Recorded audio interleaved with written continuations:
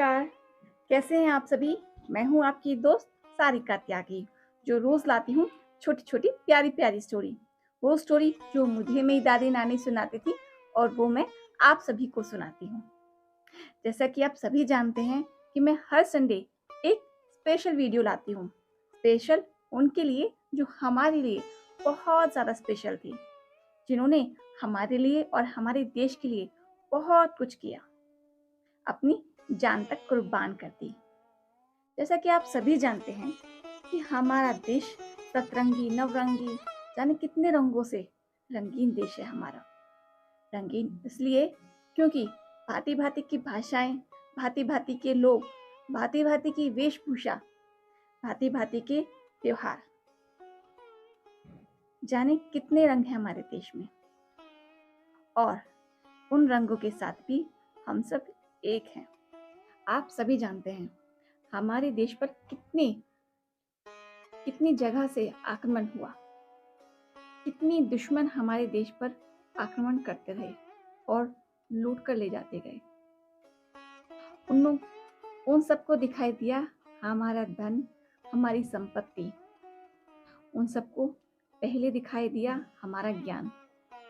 उन्होंने हमारे ज्ञान को छीनने के लिए हमारी विश्वविद्यालय तक्षशिला उसको ध्वस्त कर दिया, उसको राख कर दिया।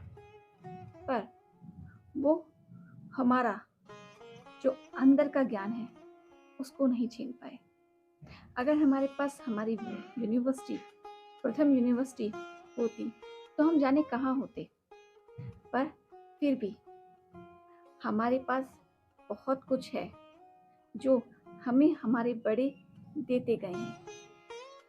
हमारे ग्रंथ, हमारी किताबें, उपन्यास, बहुत सी चीज़ें जिनसे हमने बहुत कुछ सीखा है। हमारा देश नवरंगी सतरंगी है, जिसमें भांति भांति की वेशभूषा है, भांति भांति की वानियाँ हैं, भांति भांति की जातियाँ हैं, भांति भांति के लोग हैं, भांति भांति के प्रांत हैं। हमारा एक प्रांत आता है पंजाब। पंजाबी लोग, सिख लोग बड़े ही भोले वाले और दिलदार होते हैं, जो अच्छे के लिए बहुत अच्छे।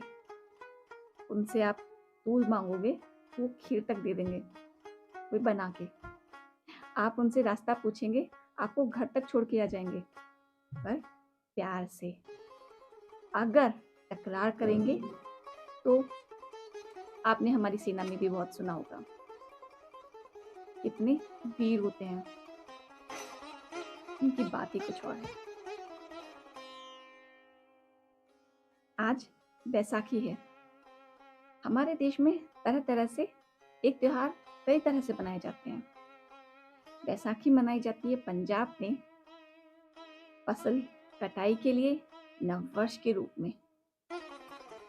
आप जानते होंगे कि बैसाखी मनाई जाती है क्योंकि हमारे सिख धर्म के 10वें गुरु, जिन्होंने खालसा की स्थापना की थी, हमारे गुरु गोविंद सिंह जी, जिन्होंने खालसा पद की स्थापना की।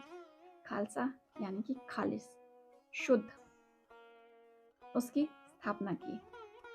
उन्हें बहुत से कार्य किए, जैसे कि उस समय जबरन लोगों को मुस्लिम धर्म अपनाने के लिए विवश किया जाता था। उनके लिए कोई लड़े और उन्होंने विजय दिलाई, वो किसी के सामने हारे नहीं, आगे बढ़ते गए। आइए हम उनके बारे में जानते हैं और उनके बारे में समझते हैं और उनको अपनी श्रद्धांजलि देते हैं। गुरु गोविंद सिंह का जन्म 9वें सिख गुरु श्री गुरु तेग बहादुर जी और माता गुजरी के घर पटना, जो आजकल बिहार की राजधानी है, में 22 दिसंबर 1666 को हुआ था। जब वह पैदा हुए थे उस समय उनके पिता श्री गुरु तेग बहादुर जी असम में धर्म उपदेश को गए थे। उनके बचपन का नाम गोविंद राय था।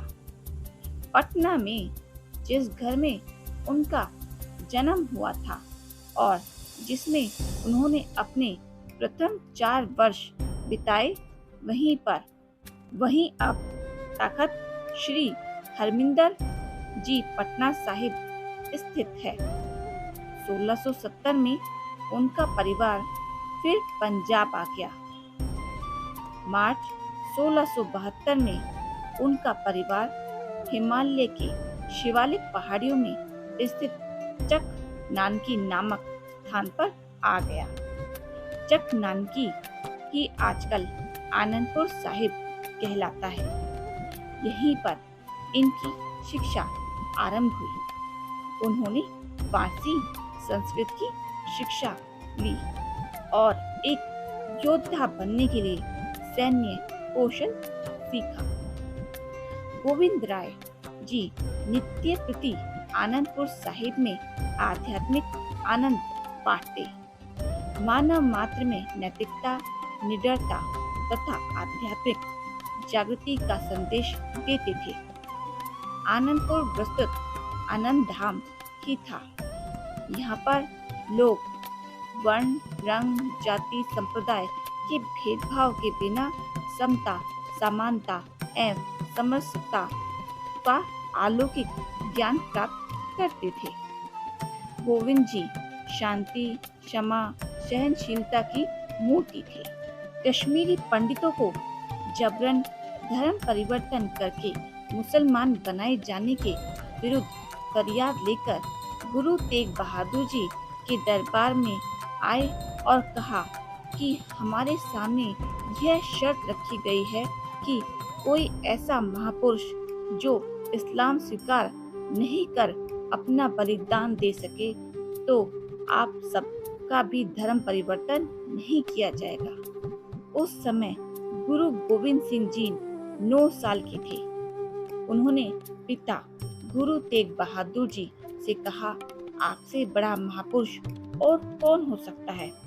कश्मीरी पंडितों की फरियाद सुन उन्हें जबरन धर्म परिवर्तन से बचाने के लिए सव्य इस्लाम न स्वीकार करने के कारण 11 नवंबर 1675 को औरंगजेब ने दिल्ली के चांदनी चौक में सार्वजनिक रूप से उनके पिता गुरु तेग बहादुर का सिर कटवा दिया।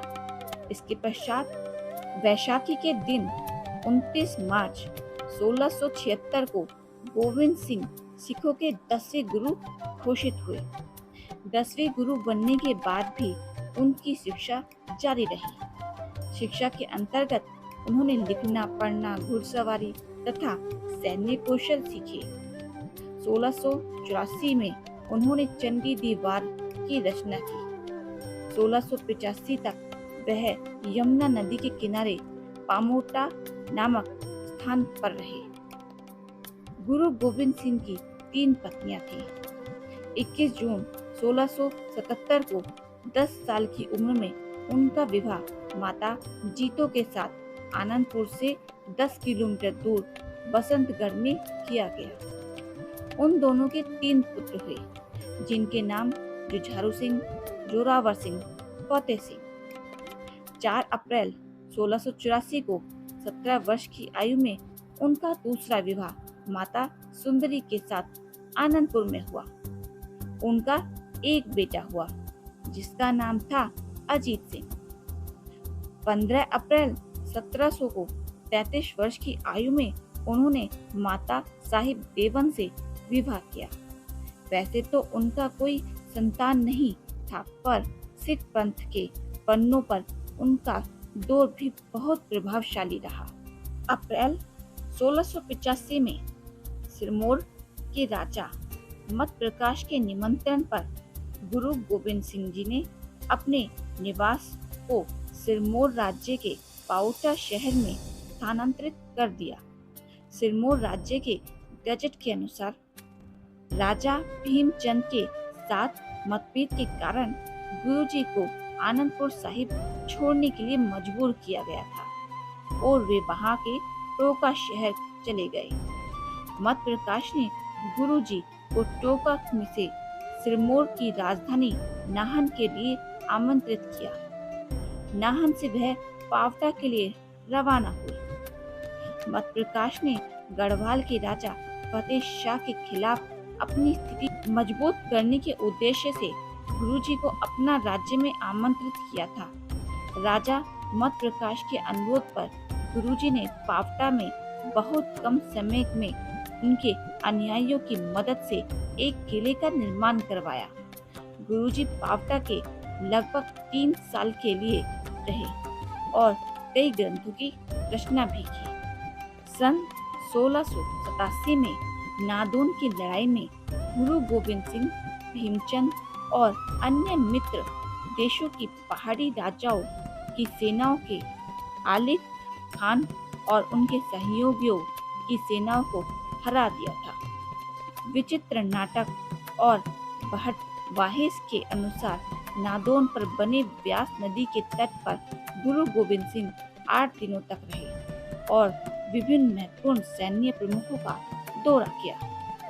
भगानी के युद्ध के कुछ दिन बाद रानी चंपा ने गुरुजी से आनंदपुर साहिब वापस लौटने का अनुरोध किया, जिसे गुरुजी ने स्वीकार किया। वह नवंबर 1688 में आनंदपुर वापस आ गए। 1695 में दिलावर खान ने अपने बेटे हुसैन खान को आनंदपुर साहिब पर हमला करने के लिए भेजा। मुगल सेना हार गई और हुसैन खान मारा गया। हुसैन की मृत्यु के बाद दिलावर खान ने अपने आदमियों जुझार हाड़ा और चंदेल राय को शिवालिक भेज दिया। हालांकि वे जायसवाल के गद सिंह से हार गए थे। पहाड़ी क्षेत्र में इस तरह की घटनाक्रम मुगल सम्राट औरंगजेब के लिए चिंता का कारण बन गए और उसने क्षेत्र में मुगल अधिकार बहाल करने के लिए सेना को अपने बेटे के साथ भेज दिया। गुरु गोविंद सिंह जी का नेतृत्व सिख समुदाय के इतिहास में बहुत कुछ नया लेकर आया। उन्होंने सन 1699 में बैसाखी के दिन खालसा, जो कि सिख धर्म के विधिवत दीक्षा प्राप्त अनुयायियों का एक सामूहिक रूप है, उसका निर्माण किया। सिख समुदाय के एक सभा में उन्होंने सबके सामने पूछा, कौन अपने सिर का बलिदान देना चाहता है। उसी समय एक सभ्य सेवक इस बात के लिए राजी हो गया और गुरु गोविंद सिंह उसे तंबू में ले गए और कुछ देर बाद वापस लौटे। एक खून लगे हुए तलवार के साथ गुरु ने दोबारा उस भीड़ के लिए लोगों से वही सवाल दोबारा पूछा और उसी प्रकार एक और व्यक्ति राजी हुआ और उनके साथ गया। पर वे तंबू से जब बाहर निकले तो खून से तरसना तलवार उनके हाथ में था। उसी प्रकार 5वां सभ्य सेवक जब उनके साथ तंबू के भीतर गया, कुछ देर बाद गुरु गोविंद सिंह जी सभी जीवित सेवकों के साथ वापस लौटे और उन्हें पंच प्यारे या पहले खालसा के नाम से दिया। उसके बाद गुरु गोविंद सिंह जी ने एक लोहे का कटोरा लिया और उसमें पानी और चीनी मिलाकर दुधारी तलवार से घोलकर अमृत का नाम दिया। पहले 5 खालसा के बनने के बाद उन्हें 6वां खालसा के नाम दिया गया, जिसके बाद उनका नाम गुरु गोविंद राय से गुरु गोविंद सिंह रख दिया गया। उन्होंने 5 ककारों का महत्व खालसा के लिए समझाया और कहा, केश, कंघा, कड़ा, कृपान और कचेरा। इधर 27 दिसंबर 1704 को दोनों छोटे साहिबजादे और जोरावर सिंह व फतेह सिंह जी को दीवारों में चुनवा दिया गया। जब यह हाल गुरुजी को पता चला तो उन्होंने औरंगजेब को एक जफरनामा लिखा, जिसमें उन्होंने औरंगजेब को चेतावनी दी कि तेरा साम्राज्य नष्ट करने के लिए खालसा पद तैयार हो गया है। 8 मई सन 1705 में मुक्तसर नामक स्थान पर मुगलों से भयानक युद्ध हुआ। जिसमें गुरुजी की जीत हुई। अक्टूबर सन 1706 में गुरुजी दक्षिण में गए, जहां पर आपको औरंगजेब की मृत्यु का पता लगा। औरंगजेब ने मरते समय एक शिकायत पत्र लिखा था। ठहराने की बात है कि जो सब कुछ लुटा चुका था वो फतेहनामा लिख रहे थे। वह जिसके पास सब कुछ था वह शिकस्तनामा लिख रहा है। इसका कारण था सच्चाई। गुरुजी ने युद्ध सदैव अत्याचार के विरुद्ध किए थे, न कि अपने निजी लाभ के लिए। औरंगजेब की मृत्यु के बाद आपने बहादुर शाह को बादशाह बनाने में मदद की। गुरुजी व बहादुर शाह के संबंध अत्यंत मधुर थे। इन संबंधों को देखकर सरहद का नवाब वजीद खां घबरा गया, अतः उसने 2 पठान गुरुजी के पीछे लगा दिए। इन पठानों ने गुरुजी पर धोखे से घातक वार किया, जिससे 7 अक्टूबर 1708 में गुरुजी नांदेड़ साहिब में दिव्य ज्योति में लीन हो गए। अंत समय आपने सिखों को गुरु ग्रंथ साहिब का अपना गुरु मानने को कहा। वह खुद भी माथा टेका। गुरुजी के बाद माधोदास ने, जिसे गुरुजी ने सिख बनाया, बंदा सिंह बहादुर नाम दिया था, सरहद पर आक्रमण किया और अत्याचारियों को ईंट से ईंट बजा दी।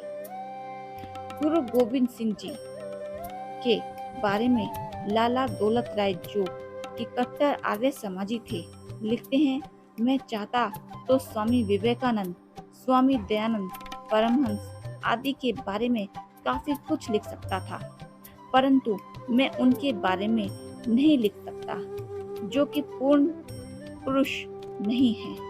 मुझे पूर्ण पुरुष के सभी गुण गुरु गोविंद सिंह जी में मिलते हैं। अतः लाला दौलत राय ने गुरु गोविंद सिंह जी के बारे में पूर्ण पुरुष नामक एक अच्छी पुस्तक लिखी है। इसी प्रकार मोहम्मद अब्दुल लतीफ भी लिखते हैं कि जब मैं गुरु गोविंद सिंह जी के व्यक्तित्व के बारे में सोचता हूँ तो मुझे समझ में नहीं आता कि उनके लिए किस पहलू का वर्णन करूं। वे कभी मुझे महाधिराज नजर आते हैं, कभी महादानी, कभी फकीर नजर आते हैं तो कभी गुरु नजर आते हैं। अंत में मैं यही कहना चाहूंगी, हमारे देश में जितनी भी जातियां हैं, जितने भी संप्रदाय हैं, सभी भाई हैं। और अगर भाई ही झगड़ा करके अपना अपना हिस्सा लेकर एक दूसरे से अलग हो जाएंगे, पंजाब को खालिस्तान और तेलंगाना जैसे राज्यों में बांट देंगे, सब अलग हो जाएंगे, तो हमारी भारत माँ का क्या होगा। सिख धर्म का मतलब क्या होता है? सिख एक भगवान के शिष्य हैं। गुरु गोविंद सिंह जी ने खालसा शुरू किया था। खालसा का मतलब अति शुद्ध है। शुद्ध मन से अपने देश की तरक्की के लिए आगे बढ़ते जाइए। जो लोग हमारे देश को बांटना चाहते हैं, मैं उन देश के लोगों से कहना चाहूंगी कि आप याद करें कि आपके पूर्वजों ने हमारे देश की आज़ादी के लिए कितना कुछ किया, अपनी जान तक कुर्बान कर दी, अपना सब कुछ न्यौछावर कर दिया। आज हम इन हरकतों से अपने उन पूर्वजों को बहुत ही मान की हानि पहुंचा रहे हैं। हम उनके दिल को दुखा रहे हैं कि उन्होंने हमारे लिए कितना कुछ किया और हम उनकी इस अनमोल धरोहर को भी संभाल नहीं सके। उन्होंने हमारे लिए कितना कुछ किया, फिर भी हम आपसी झगड़ों में अपने देश को बांट रहे हैं। प्लीज देश को मत बांटिए, एकता से रहिए, प्यार से रहिए। जय हिंद।